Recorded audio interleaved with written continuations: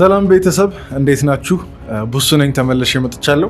በዛሬው ቪዲዮ ሁላችንም በጉጉት ስንጠብቅ የነበረውን የአብርሽን ምላሽ ለመስማት አንድ ላይ ከእናንተ ጋር ቁጭ ብዬ እንደ ተመልካች ያለኝን አስተያየት ለመስጠት ተመልሼ መጥቻለሁ እና ቪዲዮአችንን ከመጀመራችን በፊት ደግሞ እንደተለመደው ሁላችንም ይሄን ቪዲዮ ላይክ እያደረገን እንጀምራለን። እንዲሁም ደግሞ ሰብስክራይብ በማድረግ እንድታበረታቱኝ ወንድማዊ ልመናዬን እለምናችኋለሁ። ብቻ ቪዲዮውን እስከ መጨረሻ ተከታተሉ። እንጀምር። የቀለድሽ ነው ማርያምን የምሬን ነው። ሄርሚ ምን ሆነሻል? አፍቅሬ ያለው በቃ አብርሽ፣ ይሄን ነገር ደብቄ መቆየት አልችልም። እስቲ ቆይ አብርሽ አትዋሸን። ማለት የምርም አዲስ ሆኖብህ ነው የሄርሜላ እንትን ማፍቀር? እሺ ቆይ አንድ ጥያቄ አለኝ። አሁን የሄርሜላን እንትን ማፍቀር አሁን አዲስ የሚሆንብህ ከሆነ ማለት ነው ሩታ የዛኔ እንዳፈቀረችና ገና ከሩታ ጋር ስትተዋወቁ ሩታ የዛኔ እንዳፈቀረችና እንዳላፈቀረች በምን ለየተ ነው ያገባሃት ሩታን?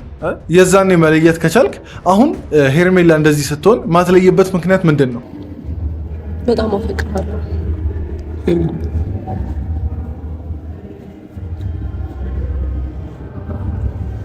አብርሽ ፍቅሬን ተቀበለኝ እንዴ? አብርሽ ግን ማለት ነው እውነት እኔ ምንም የደነገጠ እየመሰለኝ አይደለም።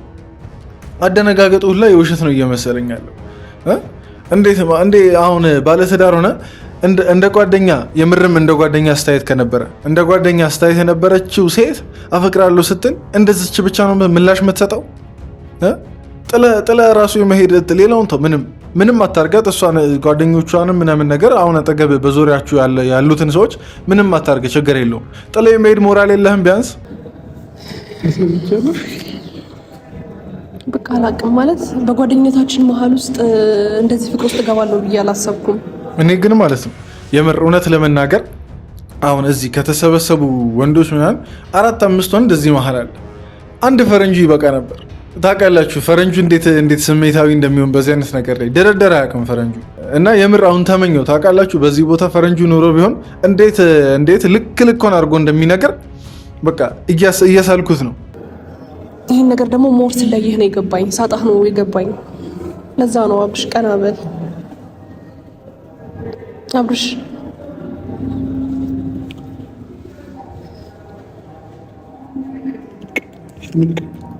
እንዳትነኪኝ ከዚህ በኋላ። እሰይ በቃ አሁን ተረጋጋው ታውቃላችሁ፣ የምር አሁን ተረጋጋው።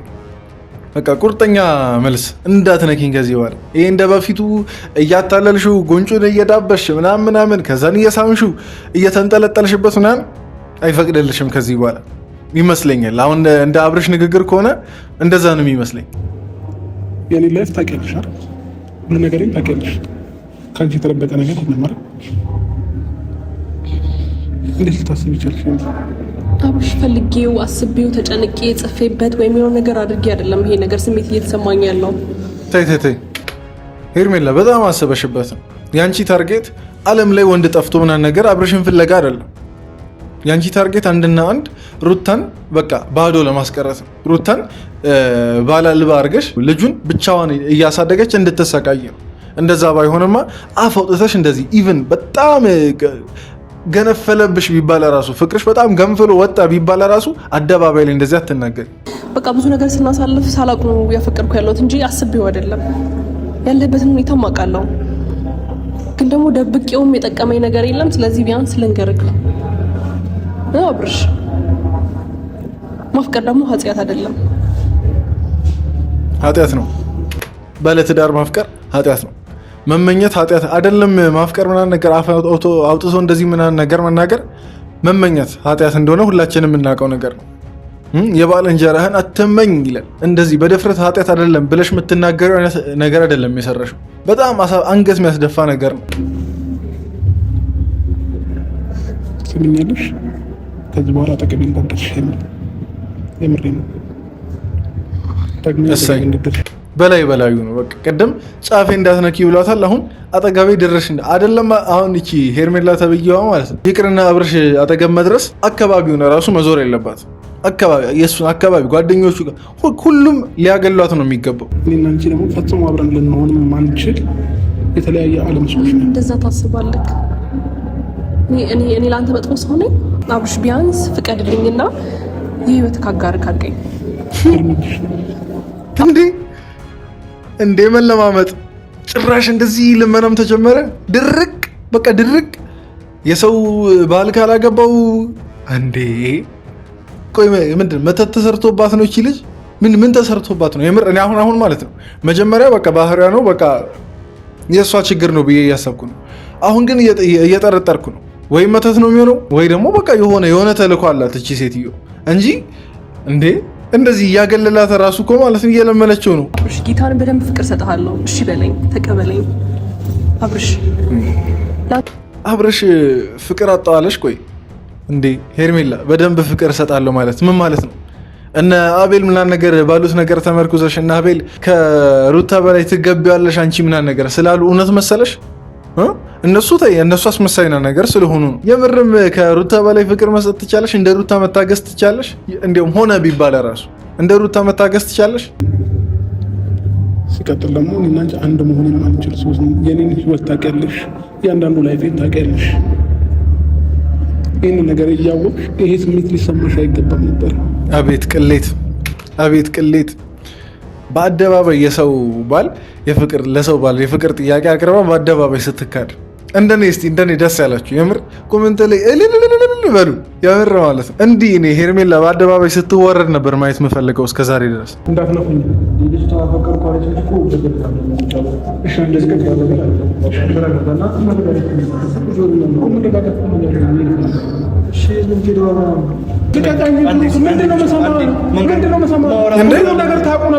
ጭራሽ እንዴ እነ ብሩክ ሊለምኑት።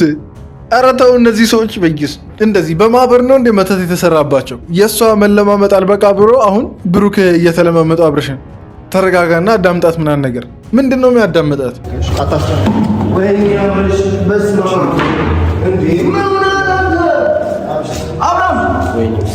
ሁሉም ነገር እንትን አይደለም እያስረዱ አይደል እንደ ነገሮችን ለምን አትረዳቸውም እንዴ? እዩም ተደረበ። እኔ እንዲሁም እዩን አምነው ነበር ባለፈው ከካሌብ ጋር ምናምን ነገር ሆነው ቤት እነ ሩታ ጋር ልጄን ስጭኝ ብሎ ገበገብ ሲፈጥር እንዴት ሊያስማሙ ሲሞክሩ እንደነበር እነ እዩንም አይተናል። አሁን እዩም ተደረቦ ለሩታ ለሄርሜላ ተደረቦ ሊለምነው ለሄርሜላ አብርሽን ሊለምን። በእውነት በቃ እኔ አንድም ደህና ሰው እንደሌለ ከዚህ በኋላ ማንንም እንደማላምን አሁን አረጋግጫለሁ። እኔ ቢያንስ እዩ ይሻላል ብዬ እያሰብኩ ነበር። ሁሉም አይረቡ። እንደውም ዛሬ በሴትነት አቅሟ ያቀረበችልን ፍቅር እንድትቀበላት ነው ፈልገው። ገብቷል።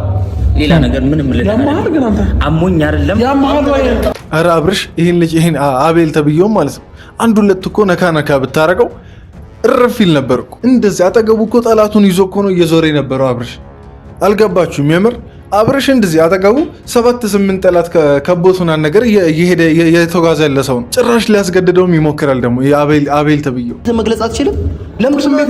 ሁሉንም ነገር ለምን በኢሞሽን የምትገልጸው እኮ አይደለም። በጸብ ድብድብ ለምን ታደርጋለህ? የምትፈልጋት ከሆነ እፈልጋታለሁ፣ ማልፈልጋትም ከሆነ አልፈልጋትም ብለህ እኮ በግልጽ እኮ መናገር ትችላለህ። አብርሃም እንዴ እንደዚህ ብሎ እኮ አማራጭ የለም።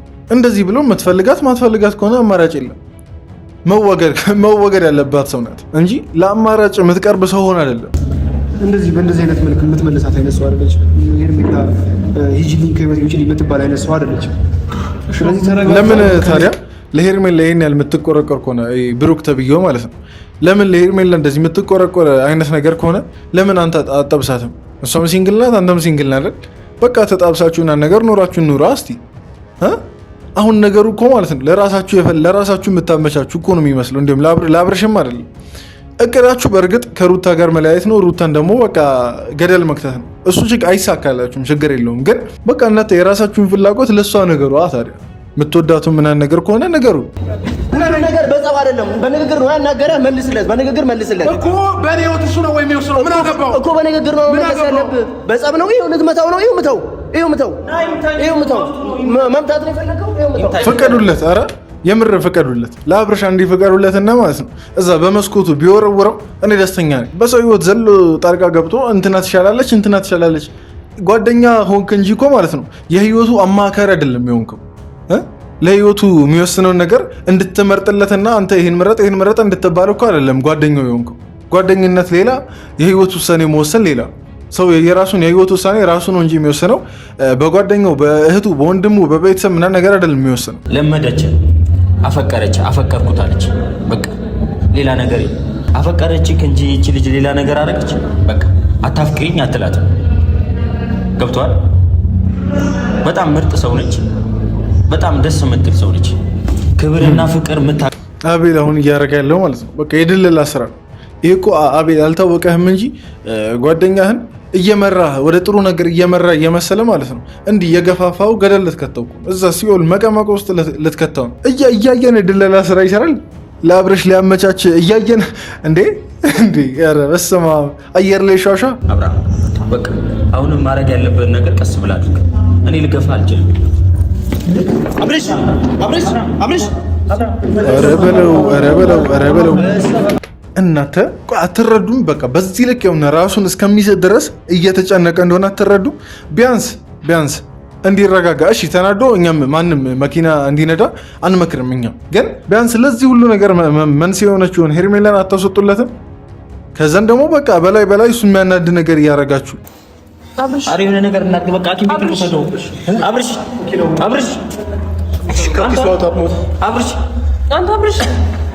አይ እኔ የምር ዛሬ ተገለጠልኝ። የምር አሁን ዛሬ እስከ ዛሬ እንዲያው አብርሽን ላወራነው ነገር ይቅርታ መጠየቅ ያለብን ይመስለኛል። አብርሽ በዚህ ልክ ሊዋሽ አይችልም። በቃ አንድ የተረዳሁት ነገር አብርሽ እንደ ጓደኛ ባያይ ኖሮ ሄርሜላን እንደ እህቱ እንደ ንጹህ እህቱ ባያይ ኖሮ በዚህ ልክ ሊያስደነገጠውና ራሱን እንዲስት ሊያደርግ የሚችለው ነገር የለም። ዛሬ ገና ነው እኔ ያመንኩት አብርሽን። ታዲያ የሰው ልጅ በዚህ ልክ የዋ ይሆናል? በዚህ ልክ በቃ ምንም ማያውቅ ነጭ በግ አለ አዶናይ ነጭ በግ ይሆናል? ወይኔ እውነት የዛሬ በትክክል ነው ያሳዘነኝ አብርሽ።